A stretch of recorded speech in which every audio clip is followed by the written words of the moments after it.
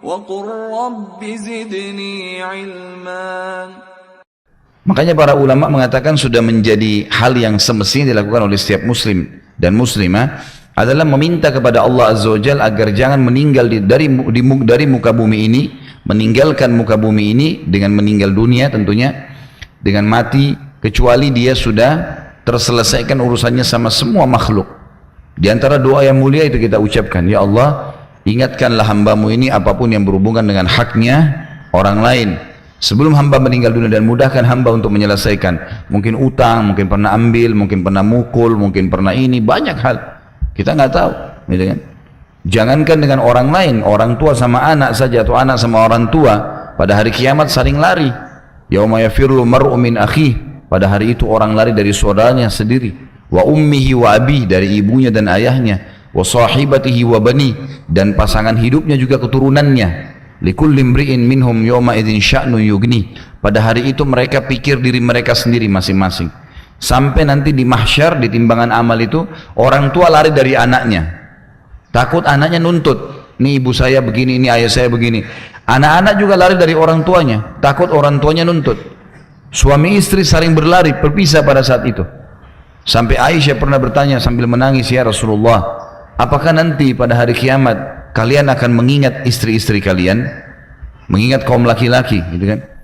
Terutama Nabi SAW. Kata Nabi SAW, wahai Aisyah, kalau dalam keadaan buku lagi berterbangan ke kanan, tangan kanan atau tangan kiri, tidak ada orang ingat orang lain.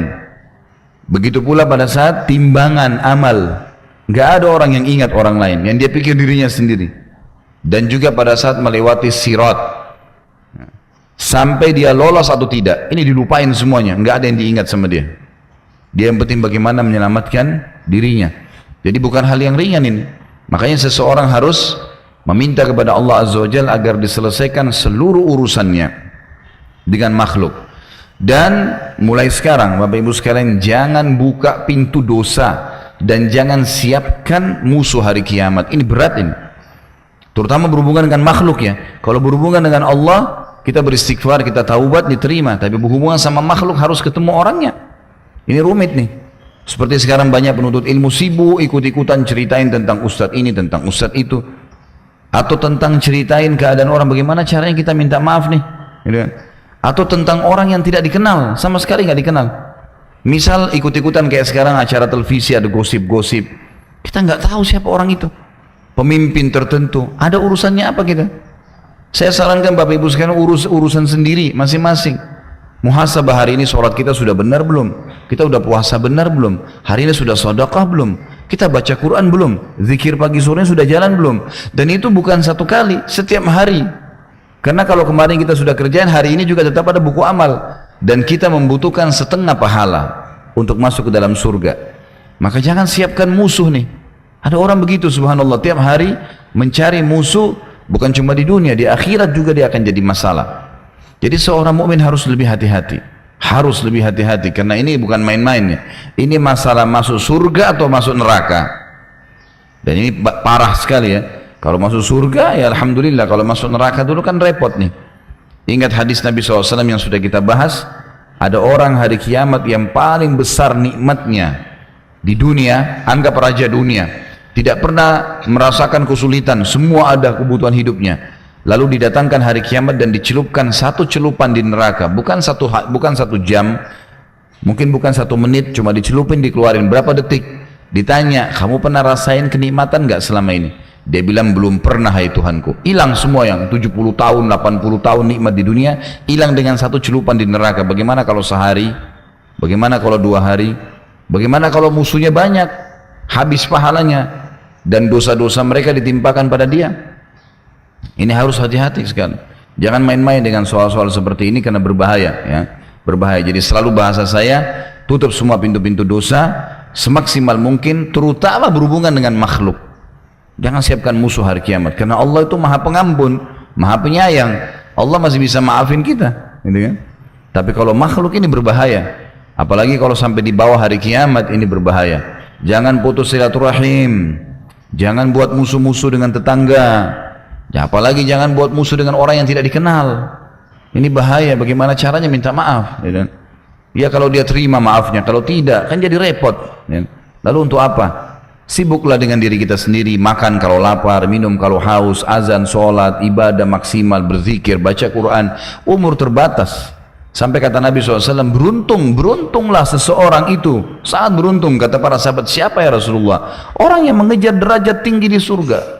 Orang yang sibukkan diri dengan waktunya ibadah saja kepada Allah. Nggak ada waktu untuk berbuat maksiat. Maka itu beruntung sekali orang ini. Luar biasa. Dan itu enak kok kalau kita sibukkan diri dengan ibadah kan.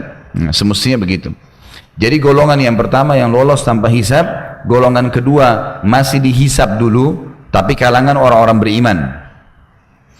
Dan ini juga terbagi dua lagi yang orang dihisab ini. Ada orang yang timbangan amal baiknya lebih berat, maka masuk ke dalam surga. Ada orang mukmin yang ditimbang tapi dosanya lebih berat, ini masuk neraka dulu. Ini masuk neraka dulu. Golongan yang ketiga yang tidak ada lagi hisabnya, tapi bukan ke surga, ke neraka.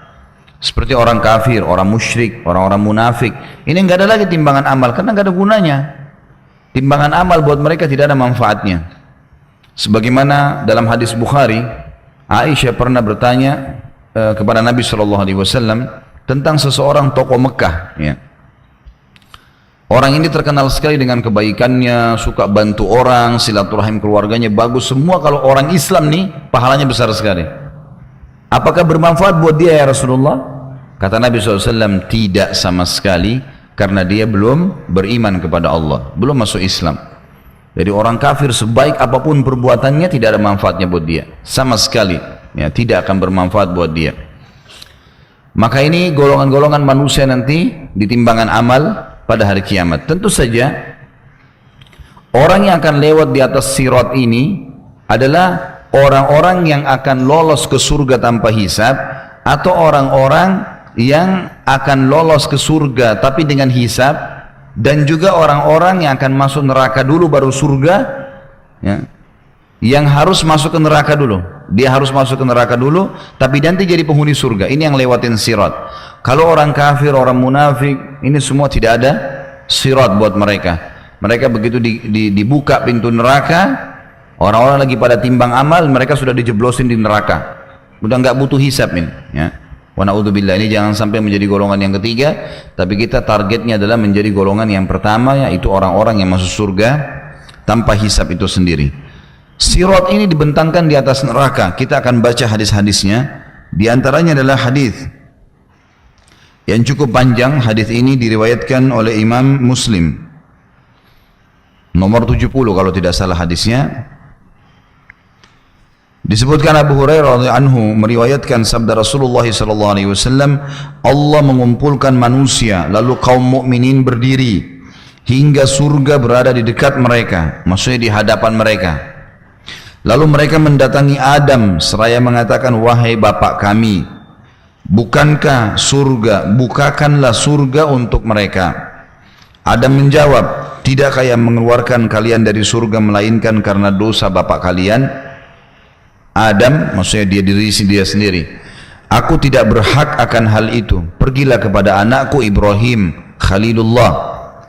Lalu beliau SAW melanjutkan, maka Ibrahim mengatakan, aku tidak berhak akan hal itu, aku hanyalah Khalil, kekasih semasa di dunia. Pergilah kepada Musa yang diajak bicara oleh Allah secara langsung. Mereka pun mendatangi Musa alaihissalam, maka ia mengatakan, aku tidak berhak akan hal itu. Pergilah kepada Isa, kalimat Allah dan ruh darinya. Isa alaihissalam mengatakan, aku tidak berhak akan hal itu. Akhirnya mereka datang kepada Muhammad SAW. Maka beliau diizinkan serta amanah dan kasih sayang didatangkan. Lalu keduanya berdiri pada dua sisi sirat, sebelah kanan dan sebelah kiri. Orang pertama dari kalian berjalan seperti kilat. Abu Hurairah meriwayatkan atau mengatakan, aku mengatakan ayah dan ibuku sebagai tebusannya, wahai Rasulullah. Ini maksudnya ayah dan anda lebih mulia daripada ayah dan ibuku. Ini biasa digunakan khusus untuk Nabi SAW. Bagaimana seperti jalannya kilat, golongan pertama yang lewatin sirat yang tanpa hisab, cepatnya seperti kilat. Beliau menjawab SAW, apakah kalian tidak melihat kilat, bagaimana ia datang dan pergi dalam sekejap mata? Kemudian seperti burung yang sedang terbang. Dan yang ketiga, laki-laki yang berjalan cepat atau tepatnya berlari. Amal-amal mereka lah yang menjalankan mereka. Sedangkan Nabi kalian berdiri di atas sirat seraya mengucapkan, wahai Rabb, selamatkan, selamatkan, hingga amal-amal hamba menjadi lemah, hingga ya, seseorang datang tapi tak kuasa berjalan kecuali dengan merangkak. Sampai sini ditahan dulu. Kita harus tahu kalau amal-amal yang kita kerjakan, sholat, puasa, sedekah, apalah amal-amal soleh semua yang kita kerjakan, itu manfaatnya di sini. Membantu seseorang melewati sirat. Sebagian ulama hadis mengatakan seperti kendaraan. Makanya ada sabda Nabi SAW yang mengatakan kalau nanti akan melemah. Artinya amal solehnya di awal mungkin mendorong dia melewati setengah sirat. Lewatin setengah sirat, amalnya sudah mulai melemah, tidak cukup. Maka dia tadinya jalannya cepat, terbang seperti burung terbang, seperti orang berlari, tiba-tiba jadi lambat sampai dia merangkak. Artinya sudah sangat lemah amalnya, gitu kan? Jadi ternyata amal itu punya pengaruh di sini. Makin banyak amal yang dikerjakan, seperti misal, saya sudah bilang, jangan pernah batasi diri dengan amal saleh. Kita lewat sebuah tempat, ada masjid butuh sedekah. Kita udah bantu kemarin. Hari ini kalau kita lewat, bantu lagi. Kemarin kita sudah sholat tahajud, hari ini sholat tahajud lagi. Kemarin sudah sholat duha, hari ini sholat duha. Walaupun amal sunnah, ulangin terus. Pengulangan ini akan sangat membantu amal yang sangat besar nanti yang membantu kita melewati sirat. Sebagaimana amal juga menentukan derajat di surga, tingkatan kita di surga. Jadi ada dua hal yang dibantu dengan amal ya. Lewat di sirat dan juga menentukan derajat di surga. Kalau masuk ke dalam surga dengan rahmat Allah, masuk ke dalam surga dengan rahmat Allah. Karena nanti ada orang-orang yang amalnya memang tidak cukup. Misal amalnya cuma 9.000, dosanya 10.000.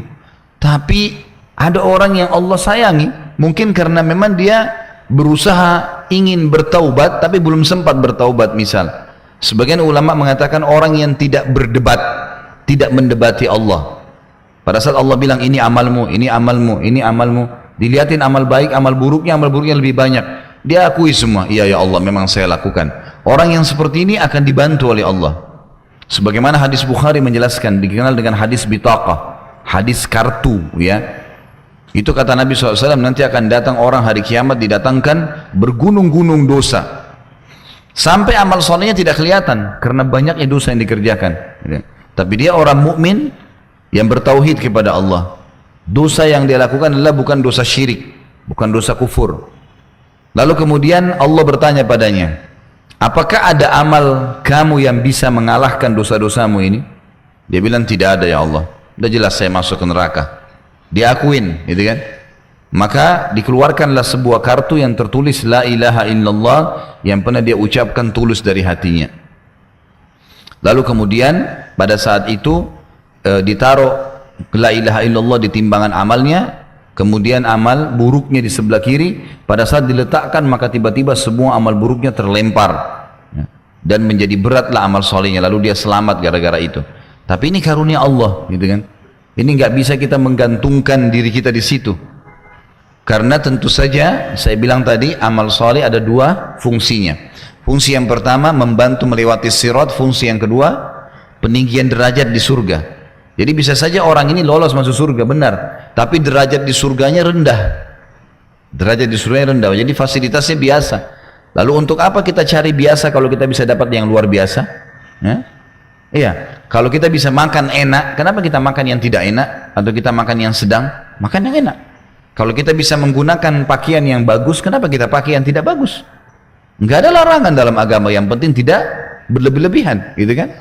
Jadi kita disuruh untuk menikmatin dan kejar yang terbaik, dan itu tergantung daripada kita masing-masing.